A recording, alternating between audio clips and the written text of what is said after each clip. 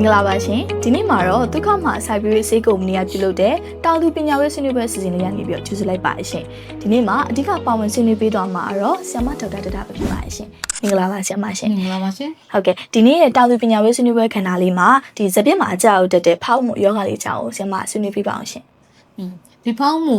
ယောဂကစပြစ်ရဲ့လိနေရဒီတစ်လျှောက်လုံးမှာကြောက်ရောက်နိုင်တဲ့ယောဂမျိုးပဲဖြစ်ပါတယ်ဒီပြင်းထန်တာနဲ့မပြင်းထန်တာတော့ကွာခြားချက်ရှိတာပေါ့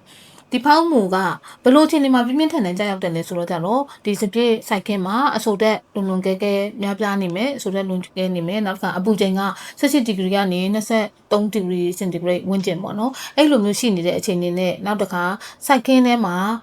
လေလေးလဲတဖြူးဖြူးတိုက်နေမယ်နောက်ပြီးတော့စပြစ်ခိုင်းနေလဲတပင်နဲ့တပင်ရှက်နွယ်ရှုပ်ထွေးနေမယ်ဆိုတဲ့အချိန်မျိုးမှာစတင်ကြောက်ရရင်တော့ပြန့်နှံ့ကူးစက်မှုကအရင်မြန်တတ်ပါတယ်ဒါကသူ့ရဲ့ထူးခြားတဲ့အခြေအနေလေးဖြစ်ပါတယ်ဒီဖောင်းမှုကြပြီဆိုရင်လည်းအားလုံးသိတဲ့အတိုင်းပဲဒီစပြည့်ရွက်ရဲ့အပေါ်ဘက်မျက်နှာပြင်မှာအဖြူရောင်ကနေမီးခိုးရောင်ပေါ့နော်မှုမြင်နေရဖုံးလွှမ်းသွားတတ်တာမဟုတ်တာမှန်မျက်စိနဲ့လည်းမြင်ရတယ်အဲ့လိုမျိုးကြားရောက်တဲ့အခြေအနေမှာဒီစပြည့်ရွက်ပေါ်မှာရှိတဲ့အပင်ရဲ့အစာချက်တဲ့အခါမှာအကူအညီပေးတဲ့ကလိုရိုဖီလ်ပျောက်သွားတာပေါ့ပျောက်သွားတဲ့အခါမှာအပင်ကအစာမချက်လုံနိုင်တဲ့အခါမှာစပြည့်အပင်ပူတာနောက်ကအသီးတင်နှုံးနေတာပေါ့ဒီလိုမျိုးတွေဖြစ်တတ်ပါတယ်အကယ်၍စပြည့်သီးခိုင်မှာကြတယ်ဆိုရင်လည်းဒီအသီးပေါ်မှာဒီဖြူရောင်ကနေမီးခိုးရောင်မှုမြင်စုတွေဖုံးလွှမ်းနေတာမျိုးတွေ့ရနိုင်တာဖြစ်ပါတယ်။နောက်ဒါအပြင်မှာအသီးအကွဲတာမျိုးလည်းမတို့တွေ့ရနိုင်တာဖြစ်ပါတယ်။ဒါဆိုရင်တော့စပြစ်တောင်သူတွေကြောက်တဲ့ယောဂတစ်မျိုးပဲပေါ့နော်ဆရာမ။ဒီယောဂလေးကိုဘယ်လိုမျိုးကာကွယ်တက်တောင်လဲဆိုတာကိုပြပြပေးပါအောင်ရှင်။ဖောင်းမှုကိုကာကွယ်ဖို့ဆိုလို့ကတော့အမတို့ကဒီစိုက်ကင်းတွေဝင်တွေထွက်ကောင်းလုပ်ပေးဖို့လိုတယ်။နောက်ကစပြစ်ခင်းထဲမှာအကိုင်းတွေကကြက်သိပ်ရှုပ်ထွေးနေအောင်နေခြင်းမရှိအောင်ပေါ့နော်။မတို့ဆောင်ရွက်ပေးဖို့လိုပါတယ်။နောက်က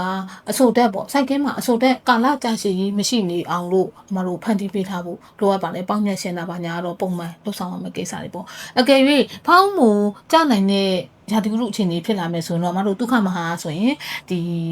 မဟာမိုကင်းပေါ့နော်မဟာမိုကင်းကိုအမတို့2ကြိမ်ပေါ့အနည်းဆုံးအများဆုံး2ကြိမ်အမတို့တုံးပြီးတော့ကြိုတင်ကာကွယ်ထားလို့ရတယ်နောက်တစ်ခါဖောင်းမှုယောဂလက္ခဏာစပြည့်ရွက်တွေမှာတွေ့ရပြီလားဆိုတာကိုတောင်သူကစောစောစစ်စစ်သိဖို့လိုတယ်ဒါကြောင့်မလို့ကိုယ့်ရဲ့စပြည့်ခင်းထဲမှာကင်းထောက်စစ်ဆေးပေးဖို့လိုအပ်တယ်ဒါလက္ခဏာစပြီးတော့တွေ့ပြီဆိုလို့ကတော့ပထမအကြိမ်အနေနဲ့အမတို့မဟာဟက်ဆာကိုသူ့ကိုတစ်ကြိမ်အသုံးပြုထားဖို့လိုတယ်နောက်9ရက်ခြားတဲ့အခါမှာဒုတိယအကြိမ်နဲ့မဟာစပယ်ရှယ်ပေါ့ဒီမိုသက်စီကိုအမတို့ဒုတိယအကြိမ်အနေနဲ့အသုံးပြုဖို့လိုအပ်တယ်ဆိုတော့ကြတော့ဒီဖောင်းမှုစနစ်တကျကာကွယ်နေမဲ့ဆိုရင်စိုက်ခင်းအဆိုတက်ရဲ့နောက်ကပေါင်းမြတ်ရှင်းလင်းရေးနဲ့လေဝင်လေထွက်ရဲ့လှုပ်ဆောင်ပေးရမယ်ပြီးတော့ကြတော့ထိတေကနေတင်ရှိတဲ့မဟာမုတ်ကဲလိုဆေးမျိုးကိုစောစောစီစီအမတို့ကြိုတင်ကာကွယ်ပြီးသုံးရမယ်လက္ခဏာတွေ့ပြီဆိုတာနဲ့အချိန်မီဒီကုသဆေးတွေကိုအသုံးပြုပြီးလိုပါတယ်ဒါဆိုရင်တော့ဖောင်းမှုအတွက်မတို့ရန်ဆိုရင်ကြမလို့ပါဘူးထိန်းချုပ်ပေးနိုင်မှာပါဟုတ်ကဲ့ပါဆရာမဒါဆိုရင်စပြစ်ဖောက်မှုယောဂနဲ့ပတ်သက်တဲ့သိထားမယ့်လက္ခဏာလေးတွေနောက်ပြီးကူးစက်နိုင်တဲ့အခြေအနေလေးတွေနဲ့ဘယ်လိုကာကွယ်ကုသနိုင်မယ်ဆိုတာလေးတွေကိုအခုလိုမျိုးပြပြစုံပြပြပေးအားကျေးဇူးတင်ပါတယ်ရှင်ဒုက္ခမဟာရဲ့ဒီမဟာမုတ်ကင်မဟာဟက်ဆာကိုမဟာစပယ်ရှယ်ဆေးတွေကိုတည်တည်ချာချာစနစ်တကျအသုံးပြုပေးပြီးတော့ဟန်တားနိုင်မှုအကောင်းဆုံးဆိုတာကိုလည်းသိချာလေးမှတ်သားပြီးတော့ဆောင်ရွက်ပေးပါမယ်ရှင်ဟုတ်ကျေးဇူးပါရှင်ကျေးဇူးပါညီမလေး